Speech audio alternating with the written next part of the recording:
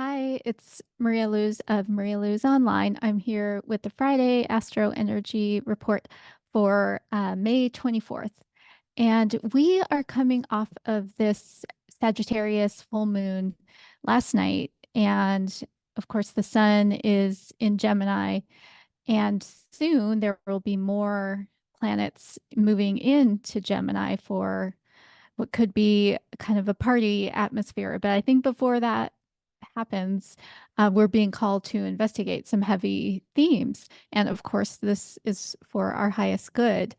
One thing I also wanted to mention is that in addition to this YouTube, I started a Substack and it's just focused on astrology. So I do some forecasts and then just some deeper dives. I did write something up for the full moon. So if you want to go check that out, and that is on Substack and it's at Maria Lou's Astro. And then as well, there's my podcast where I do deep dives on individual planets. And then I also throw in some hypnotic tracks about every other week or so. And that podcast comes out every single Thursday, and you can find it anywhere. It's called Maria Luz's Conscious Curiosities.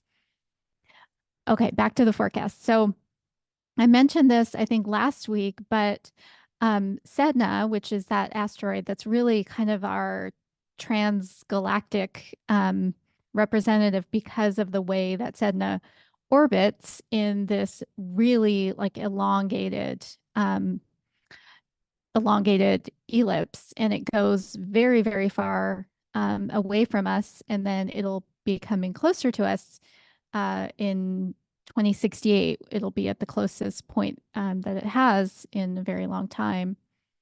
So Venus conjuncts Sedna at 0 degrees Gemini. And just a quick recap of that last week and my podcast episode, but I think Sedna in Gemini is this exploration of disempowerment and self-empowerment and how we will write our own story. When you think of Gemini, it's, ruled by Mercury, and there is this communication aspect of it. And then the myth of Sedna is about that disempowerment and then self-empowerment and making your own story. And in Sedna's case, it's this beautiful myth where she becomes a sea goddess after being disempowered and exiled. So that is happening. And then Pluto is also sitting in this trine with this combo of the Sun, Venus, and Sedna, and Jupiter, while Neptune is sitting in a sextile position to the trio. So just a reminder, both of those aspects, the trine and the sextile, are these easeful flows of energy. And the sextile is more subtle than the trine, but they're both lending, in Pluto's case, this energy about understanding that who we surround ourselves with really becomes our future. So that is the kind of Aquarius 11th house themes about friends, and really our friends do become our future. So we need to be cognizant of the company we keep.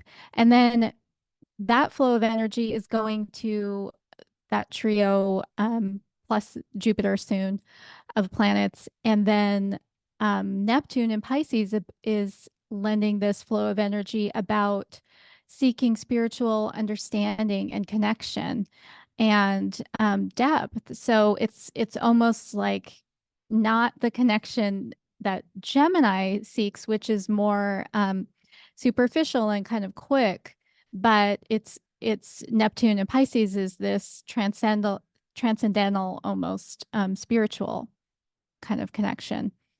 So what this represents to me is just we don't want to flounce off kind of lightly into that Gemini atmosphere, but be a little bit intentional about which parties we might be attending, this weekend, and make sure you honor your personal evolution and not just this short-term curiosity or ease.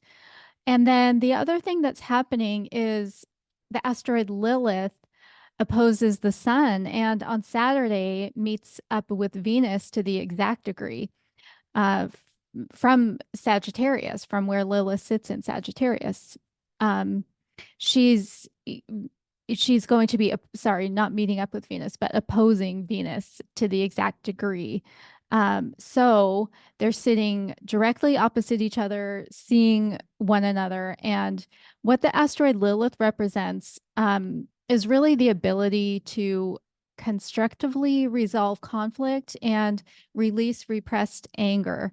And where that comes from is the mythology, which is from ancient Mesopotamia and the Hebraic tradition, that Lilith was Adam's first wife, but she believed they were equals, whereas Adam wanted to dominate her. And because she didn't accept that subjugation, she just went off and decided to be alone.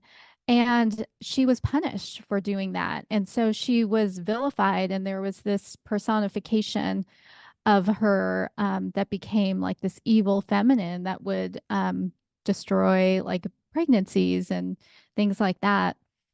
So, so that opposition, I think, and also being in Sagittarius, whereas Venus is now in Gemini, again, I think speaks to that look at that depth rather than kind of the superficial relationship. So really understanding, all of the complexities of relationship and just what you're getting in for, what you're compromising in relationship.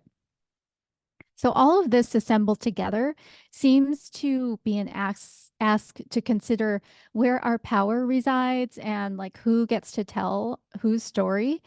um, and I see so much of these stories of the Sedna and Lilith mythology in modern day, and like how when people don't comply, especially with, the patriarchy, they're exiled, and they have less, and it's sneaky, right? Because we, most of our systems and our constructs are all built upon the patriarchy. And sometimes it even throws out these kind of false sacrifices, which I see, in cancel culture, where these powerful men, they may have, get reprimanded, but then they get a fresh start. Whereas other people who might have less power, money, status, clout, they don't get the same treatment. And also on Saturday, what's happening is I mentioned Jupiter moving into Gemini. And at the same point, when Jupiter does that, it's making this conjunction to Sedna. And it'll remain there until Wednesday. So it's almost like Jupiter is being held in this conversation before going off to the party. And so I see these themes of being intentional where that quick and varied energy of Gemini takes you, and of course enjoy life. And if you're going to connect with new people or new like subjects of interest or places, just maybe consider how they align with your core beliefs and add to your wisdom base. And then also, as Jupiter moves away from Sedna on Wednesday, Mars makes an exact conjunction, meeting up with the asteroid Chiron in Aries.